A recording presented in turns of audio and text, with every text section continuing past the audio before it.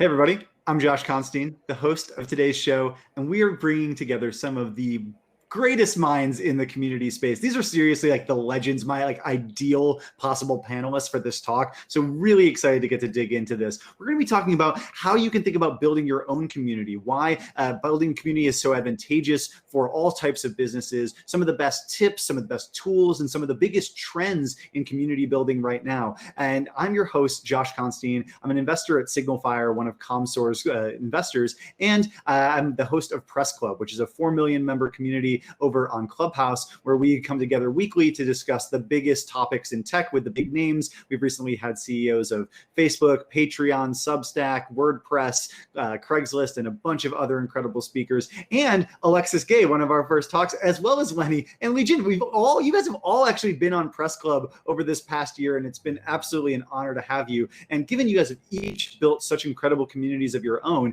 really excited to get to hear your perspective on what are some of the best tips, tricks, tools, and trends. So let's kick it off. I'd love to just hear if you could each give me a quick little description of what your community is, and then maybe just one thing that people actually get wrong about community, whether it's building community, what the real value of it is, or just how to be authentic. So maybe we could start off with you, Lenny. Sure. So I have a Slack of about 4,000 product managers, founders, growth people. I started it about 9 months ago at this point. And it's a perk for being a paid subscriber to my newsletter. And I think the thing that people get wrong is that you have to kind of think really deeply about what it's going to be and how it's going to work when you get it started. I kind of just started tinkering with things and invited a few people to it, and then just kind of iterated based on how it went. And so my advice is just don't overthink it, just kind of get started and see how it goes. Amazing. Yeah, this is Lenny downplays it, but he's seriously one of the best Substacks, one of the best newsletters in the world about how to build product and how to think about the massive changes in tech and what you can do to help protect your businesses from those. Also, just one of the coolest communities between your new job board, the new deals product that you guys are launching, as well as just the incredible community around the newsletter. Seriously, a legend. Thank you so much for being here, Alexis. Let's hear a little bit about your community and maybe one of the things that you think people get wrong about community building. Absolutely. My name is Alexis Gay. I'm a comedian and a podcaster, and I formerly worked in tech across BizOps and partnerships at places like Patreon, actually, which is obviously a company with a big focus on community. My community, I would say, is twofold, because as a comedian, I have an audience of people online who I am humbled by the fact that they choose to enjoy/endure my jokes. And then I have this sort of sub-community of listeners of my podcast, Non-Technical, which I launched in December. So it's sort of like a sub-community within my larger audience. And that relationship has been really interesting to navigate in a really fun way. And then one thing I think that people get really wrong about building community is focusing on growing fast and finding anybody to join instead of finding the right people by creating good content and sharing authentically in a way that attracts the people who should be in your community. That's a really great tip. Yeah, it's definitely more about the purposeful community building of people that actually matter to you, that are going to stick around long term, than just sort of blind growth, because you end up just with a ton of churn. And it's really tough to build content that's specific and niche enough to hold people's interest if you're trying to sort of appeal to everybody at once. And so now I'd like to introduce Leigh Jin, one of the most legendary investors of the creator economy from Atelier Ventures. Maybe you could tell us a little bit about your community that you've been building, the cohort-based course that you were running, and maybe something that you think people get wrong about community building. Thank you for that kind intro, Josh. So yeah, there's several communities that I've been working on, and they are across different platforms, across different formats. There is a Slack group that I run called Passion Economy Pals, or PEP. And that's a group of about 700 founders of companies building in the passion economy. I also ran a cohort-based course about the creator economy earlier this year, comprised of 150 students, all of which are still very much engaged with each other. I also host a podcast called Means of Creation, which led to the birth of this online Discord group that started off as really just a grassroots fan community that one of the listeners started. on Discord that we had nothing to do with. And now it's probably one of the most vibrant places online to talk about the creator economy and to discuss companies, startups, trends, news articles about the creator economy. So lots of different community properties. In terms of what I think people get wrong about community, I think I very much agree with Alexis, like focus on growth over quality of engagement. I think the emphasis on like total member size is sometimes overblown because I think there's different degrees of member affinity, and like having a more engaged community that may be smaller could actually be much more valuable than a large community of people who don't really care about each other. The second thing that I would say, biggest misconception is, well, I think people just wildly overuse the term community when they actually mean audience. And there's different levels of community. On one side of the spectrum, it resembles an audience. It's a group of people that have a shared interest, probably in a single person or a single brand. But then on the opposite side of the spectrum, there's a true community where I define it as like a web of really strong pairwise connections between all of the members in the community. That's a great distinction. I think a lot of people presume that, oh, just because I have followers means I have a community, but it's like, it's really that interconnection between them that makes it sustainable. And that's sort of what brings me to my tip, or the thing that I think people get wrong about community is they kind of just start and they put a ton of energy in right away, and they don't really think about making it sustainable for themselves long-term. You know, that means requiring actual resources from your company. If it's a corporate project, like it can't just be something you tack on top of social media or other types of work that people are already doing. You probably need some dedicated resources for that, or at least to carve out some extra time for those people so they can work on it. And then, you know, you need to think about how to make the content or whatever it is that you're making for your community as sustainable as possible. That means refining your workflows so that you can get rid of the inefficiency, finding help. You know, if you're somebody who's doing this all on your own, like look into somebody who can help you with graphic design or with text editing or whatever it is that you find hardest about building your community and building the content for that community. You know, find help with that, because it goes a really long way to making sure that you can focus on the creative aspects, and so you don't get burnt out. And I think that that's one of the most important parts of this, is just not getting burnt out long term. So now I want to talk a little bit about some of the best strategies. You guys have each managed to build incredible communities, and I would love to hear maybe what you think you've done that went the furthest, like what mattered the most and got you, you know, the furthest in terms of building a community that truly loved what you're building, as well as wants to interconnect with each other. Maybe you could start us off, Lenny. So I think part of it is something both Leigh and Alexis mentioned, is starting with a really well thought through initial group, because they kind of set the tone, they set the quality, they set kind of the etiquette of the community. And so to Alexis's point, just like starting with a really small group that you feel really good about, that's already really engaged, that starts to create kind of the flywheel. And then as people join, they see activity, they see interesting answers and questions, and then they participate. Something I find is that some people that are really active initially eventually become less active, but as new people join, they kind of...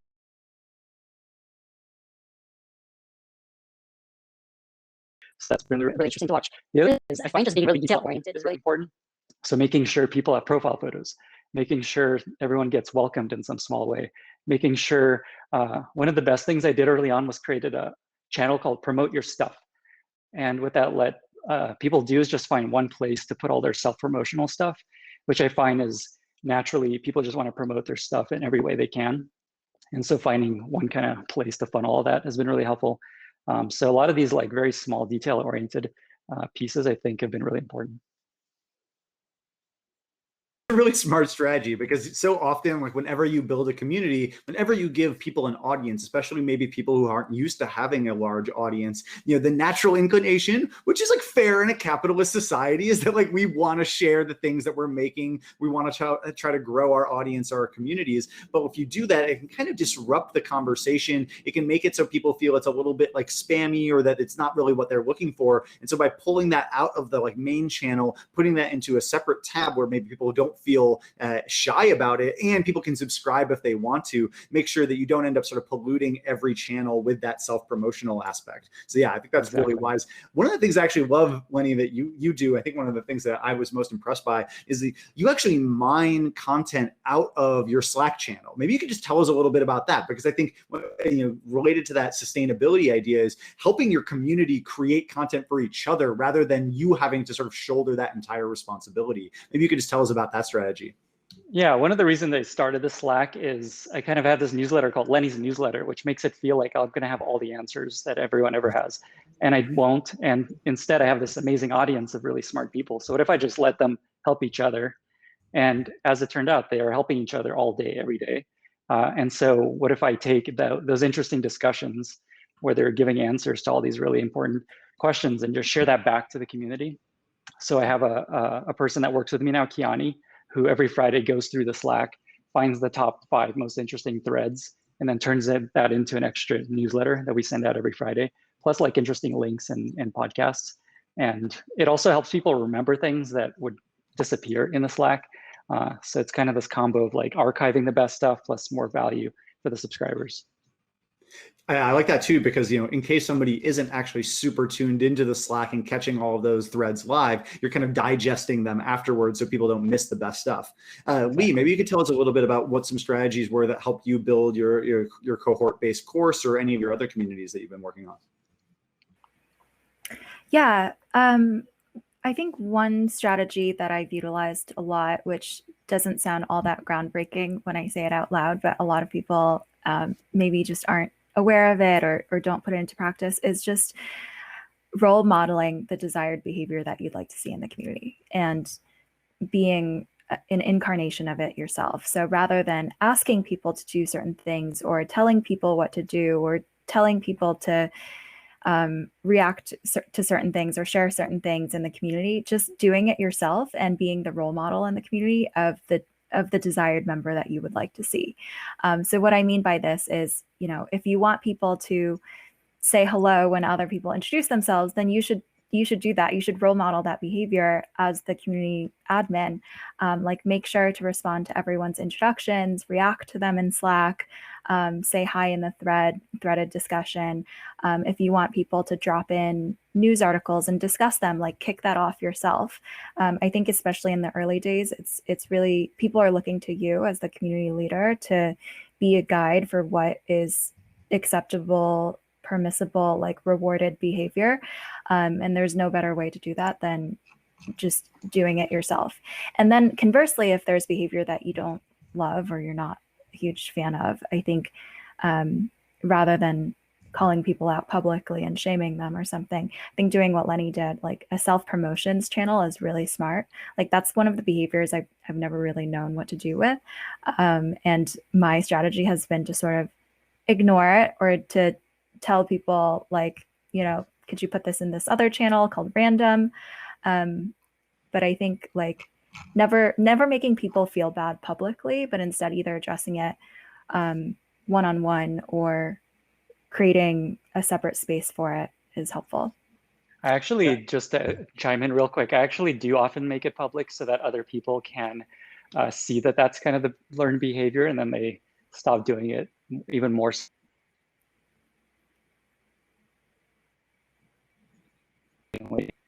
say that as our channel.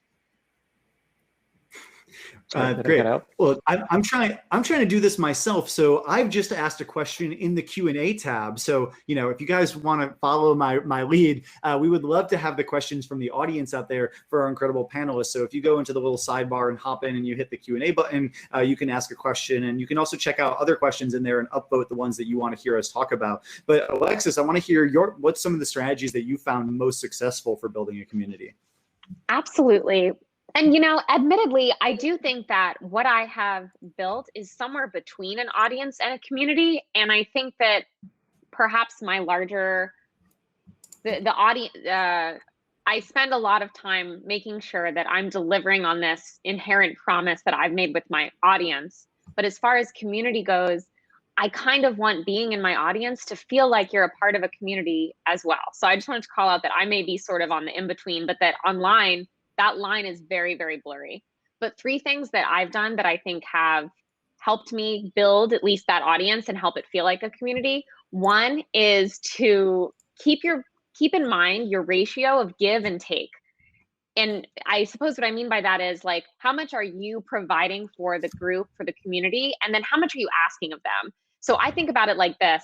I write a lot of jokes. I make videos. I put out podcast episodes. How much am I giving you that feels easy and like a joy to receive? And then how much am I asking of you? Maybe that's me promoting this panel or something else that I'm a part of, where I want something from you. I want you to attend, or I want you to, check out this new episode of my podcast. I try to keep that ratio in mind so that it feels like a nice relationship that we're in. It doesn't feel like, oh God, Alexis wants me to come some creator economy. I can't, you know what I mean? I want it to really feel like by the time you see that ask, you're like, oh, I've loved to hear her talk about the creator economy. The other thing I would say is that when you try something once, I think you kind of have to repeat it a few times before you really learn from it. So something I do on my podcast when I ask for reviews on iTunes is I ask people to leave me a review that has a little corp speak or a little tech lingo, and then I promise to read that review on one of my upcoming episodes.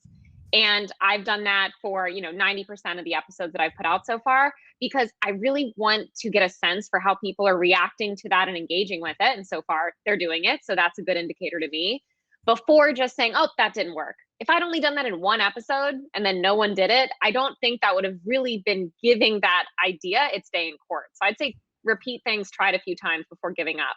And then my third piece of advice might be bad, that's a qualifier, which is to, if you have a dumb, fun, or creative idea that you're on the fence about trying, I would say try the dumb thing. The reason I say that is a year and a half ago, I don't know, maybe 2 years ago, honestly, I put up the dumbest Instagram story that I've ever put up in my life. Actually, that's not true. Second dumbest. Last week, we beat it. But anyway, 2 years ago, I put up an Instagram story of me putting a cookie on a wine glass. And I said, this is Wine Hat. And I put a poll up that said, do you all like Wine Hat? I could not explain why I did such a thing. I just thought, and by the way, we were not even a full glass of wine in. So this was not like, this was literally just like, this is hilarious to me, snap, whatever. People just reacted with so much like confusion and joy and like, yes, I love it. And I hate this. Why would you post it? That I turned it into like a full day of content. I did like polls about it. And I swear to God, a year and a half later, yesterday, someone posted and tagged me in a photo of a cookie on a wine glass and said, @Alexis Gay, Wine Hat. And I couldn't believe it, but this was just this dumb little thing. And I hope that there are many of those things in the future. And I also hope that as people want to feel the impulse to add to that, like that's a good sign to me that I posted this dumb thing. And then a year and a half later, someone else thought to post back. That really felt like it was an indicator to me that posting that silly, dumb, creative, fun thing was a good move. And I think that if you have the impulse, try it. Totally. You like having that esoteric connection with your community, like having those inside jokes that people feel like they share. That's such a powerful part of the internet. It's actually something I think we've lost in some ways because so much of the internet is algorithmically prioritized and ranked so that everyone sees something really different. And yeah, there are some things that sort of break through the zeitgeist and like everybody hears about, but there's a lot that like it's very insular, and it's actually more fun sometimes when you have something that feels almost like private to just you and your community. Exactly. I think you brought up a really good point, which is about that like give and take, about asking for things versus giving things. And I think one of the toughest things for some community builders, especially ones who like make a lot of content or creating a lot for their community, is that like sense of like I'm oversharing or I'm just like sending too much and I'm kind of like constantly broadcasting instead of getting that conversation in. And it's like, I spent a lot of time building this. I would love for you to like experience it. I think it will be valuable for you. But at the end of the day, you're still kind of asking them to do something, which is to like consume something that you created.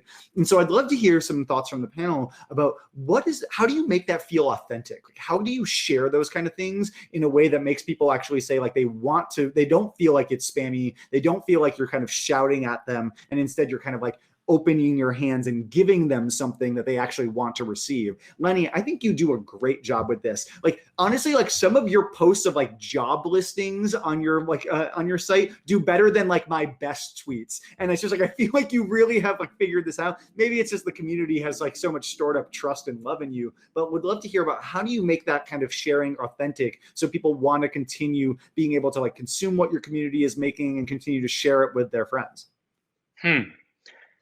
By the way, I just forgot to mention this, but this is not my house behind this. This is just like my parents' ridiculous fireplace area. So don't judge me based on this background.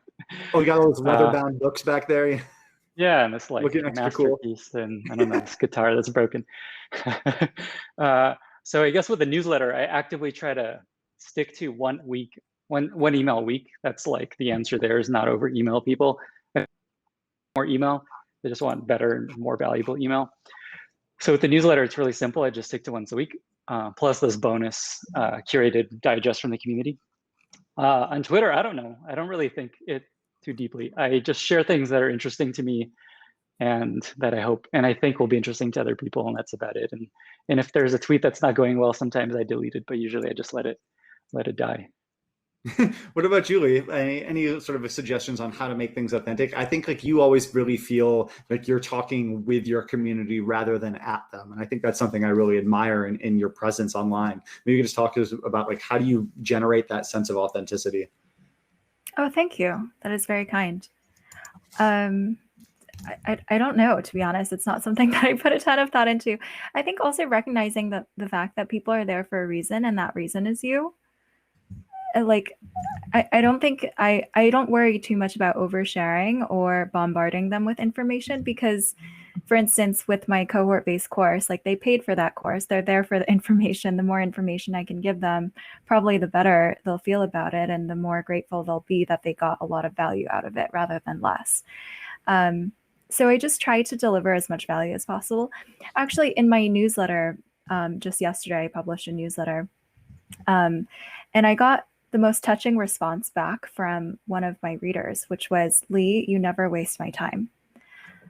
That is like the bar that I want to hold myself to, and the bar to which I think it aligns well with that notion of never crossing the line and always being authentic and making sure that all of your contributions to your community are meaningful, just not wasting their time.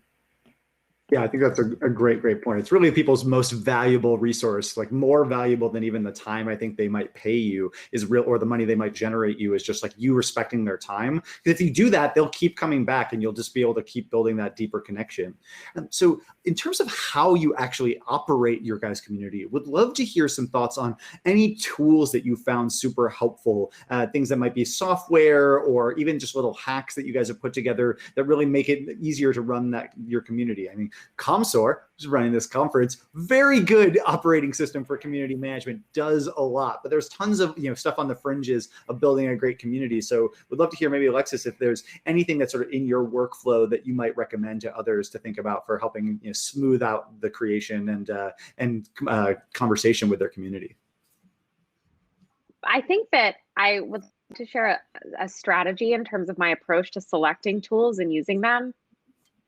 A lot of my decision making around what to use, which is to really consider what is this book from, like 1980, McLuhan, The Medium is the Message. Read it in college. I'm famously very young. And so the reason I bring that point up is we all have a lot to say. There's a lot to say to your community. There's a lot to give to your community. In my case, hopefully there are a lot of jokes to tell. But I always think about, like, where am I putting this? Like, how is this landing with my audience or with my community? Because sending a tweet, you're going to find a different group of people in a different mindset than like posting a story on Instagram, different than sending out an email or going live somewhere. And so in terms of using the tools, like I just think a lot about, like, how is this going to feel?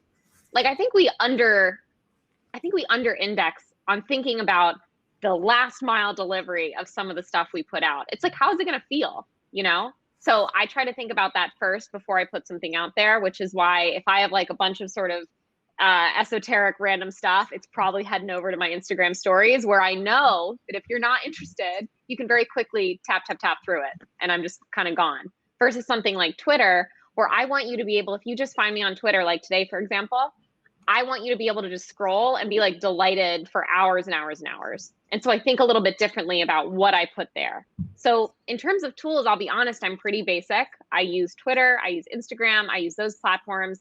My backend for community management is actually still in development. I'm thinking next in investing in an SMS community, which I'm really excited about, actually. Wouldn't you love to know what it's like for me to text? Yeah, it's good. It's a less mediated channel. It's a way for people to be able to like talk to you directly and not feel like it's going to get like stuck in some other tab somewhere. Right. Lenny, any other thoughts on tools that you recommend? So generally, I keep it really simple. I chose Slack because my community is already in Slack all day. And so that's basically all I use in terms of tools. There's a couple plugins there's one actually that I found really useful that a lot of people don't know about. It's called Anonymous. And what it allows people to do is to post anonymously in Slack. And I found that became necessary because there's a lot of founders in there and leaders that don't want to share and ask vulnerable questions or questions they think are obvious. And that's actually led to a lot of really interesting discussion. I was worried it's going to lead to a lot of anonymous discussion, but it feels like it's a really good balance. So it's like a free Slack tool that anyone can download. So I thought you had a great comment, and one of our listeners, Scott Miller, asked, you talked about the density of one-to-one connections between members. What tactics do you guys use to foster those connections, aside from just sort of providing a forum like Slack or Discord? Are there ways that you can kind of stimulate them to help each other out or to interact more directly? Yeah, so during the course of my cohort-based course, I really encouraged everyone to reach out to each other to do one-on-one conversations. That was something that we encouraged constantly. In addition to that, we also held icebreaker events where the entire student base could gather and do like really rapid one-on-ones with each other. I think the fact that it was a cohorted experience and people were experiencing 3 hours of live lectures with each other every single week and going through the same experience, that kind of served as the icebreaker for a lot of people to be able to reach out, have a common language to even discuss certain topics, have something to talk about with one another. And there's tools that help people do this as well. Like inside of Slack, there's a bot called Donut that helps you to arrange one-on-ones and match people in the community with each other. And then sometimes I'll also do it manually, where I'll talk to people in the community. I'll ask them who they want to meet or types of people they're interested in meeting, industries, roles, etc. And I'll manually match people.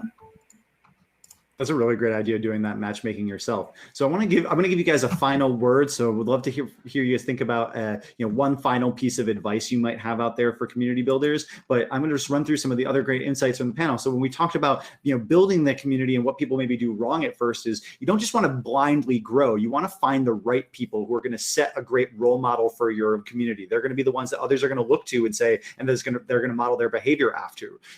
Make sure that you have a community that wants to interact together, rather than just thinking of you being the sole sort of point of focus and everyone being connected to you as the one node. Think of ways that you can make people interconnect between each other. And we just heard about some awesome tools, whether that's actively encouraging people to reach out for one-on-ones, creating an intros tab or a hello tab on your forum so that people can introduce themselves and talk a little bit about themselves, or thinking about ways that you can actually set up events like icebreaker events where you can almost do like speed dating between members so that people can get to know each other. Making sure people feel properly introduced to a community and that they're not kind of spamming just by speaking up is really important. And that might mean even creating a separate tab or a separate place where your community can share self-promotional stuff, because that's a natural human desire, but it can kind of pollute and distract from the rest of the conversation. Helping you can also create great content out of your community. And one of the best ways to make it more sustainable for you is to think about what is the value that your community generates itself, and how can you mine that? And like Lenny is having the best threads from his Slack forum digested out and turned into an email newsletter so that people who can't follow along all the time can make sure to get to see those. And you need to role model the behavior that you want to see yourself. Don't ask people or tell people to do something. Do it yourself and do it repeatedly, and people will start to learn that behavior. You have to understand that give and take with your community. That's something you can't just constantly push to them, and you can't just constantly ask things from them. You have to give to them as well and create things that aren't sort of self-beneficial, but really are just truly for the love of the community. And that'll go a long way. People really understand that. Deliver value natively. If you're promoting content on another network, don't make it so they have to click out to that content to get any value. Excerpt a little bit of it so that they get value no matter where they're consuming. And value your audience's time first and foremost. That is maybe the most important thing of all of this talk, I think, is just realizing that your audience's time is their most valuable resource, and thinking through everything you put out there and saying, is this something that's really going to matter to them, that's going to move the needle for them? But that doesn't mean you should stop experimenting. That doesn't mean don't get weird. Sometimes that esoteric, strange stuff that maybe you're on the fence about even sharing is some of the things that bind your community the closest together. So I hope that you guys all have an incredible opportunity to build out some more of a great community based on some of these tips. Would love to hear what you guys are building as well. And so if you're interested, would love to have you part of our communities. Go check out Leigh Jin's incredible course. You go check out Alexis Gay's non-technical podcast, Lenny Rachitsky's amazing Lenny's newsletter, great for product management, and Constine.club, which is my clubhouse community and our show Press Club. We'd love to have you a part of all of this. Thank you again to the ComSor folks for having us here. It's been an absolute pleasure. Go check out ComSor, amazing operating system. If you're building something in the community and creator space, we'd love to hear about it at Signal Fire, our venture fund. Otherwise, thanks again, and we'll see you later. Farewell, and keep on chatting in the chat. There's incredible people here to meet with. Your peers are all here waiting to hear about what you're building. Farewell. Bye, everyone.